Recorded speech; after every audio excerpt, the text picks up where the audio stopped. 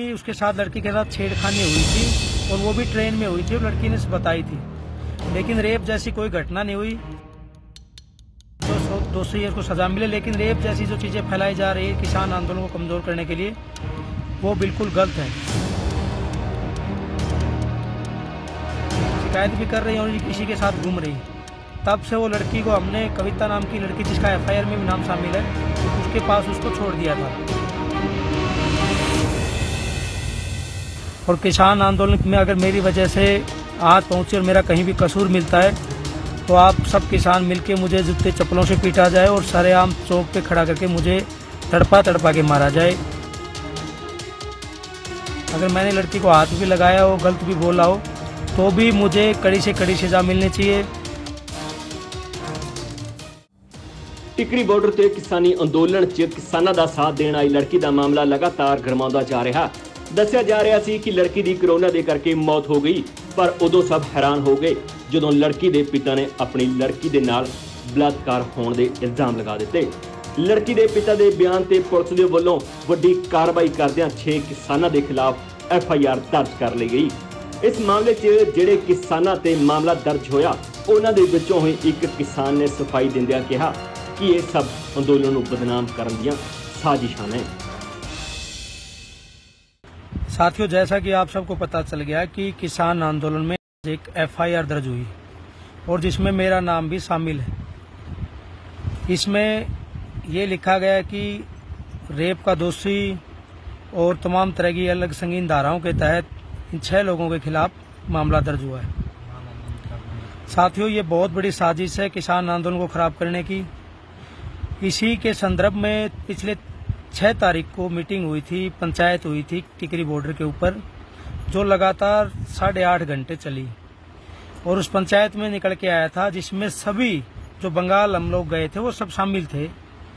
और पंचायतियों में विशेष रूप से दुवन खाप से फुलकुआर मास्टर पेटवाड़ जी शामिल थे, जोगेंद्र नयन घासीराम शामिल थे, जोगेंद्र तालू शामिल थे, मीत मान जैसो से शामिल थे, इंद्रजीत सांगवान शामिल थे और बारूराम शामिल थे।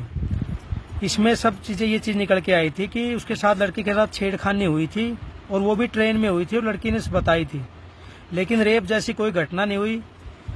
और जो आज चीजें फैलाई जा रही, हम इस बात के बिल्कुल पक्ष में है, जिसने जो भी गलत किया उसको उसकी सजा मिलनी चाहिए। और इसी वजह से हमने अनिल मलिक को संगठन से बाहर कर दिया था और आज भी हम ये बोल रहे हैं जो दोषी है उसको सजा मिले, लेकिन रेप जैसी जो चीजें फैलाई जा रही है किसान आंदोलन को कमजोर करने के लिए, वो बिल्कुल गलत है। और जिस दिन लड़की ने शिकायत की थी उसी अगले दिन वो लड़की अनिल मलिक के साथ सिगरेट पी रही थी और उनके साथ घूम रही थी। हमने उसको समझाया था कि आप शिकायत भी कर रही हैं और किसी के साथ घूम रही। तब से वो लड़की को हमने, कविता नाम की लड़की जिसका एफआईआर में भी नाम शामिल है, उसके पास उसको छोड़ दिया था।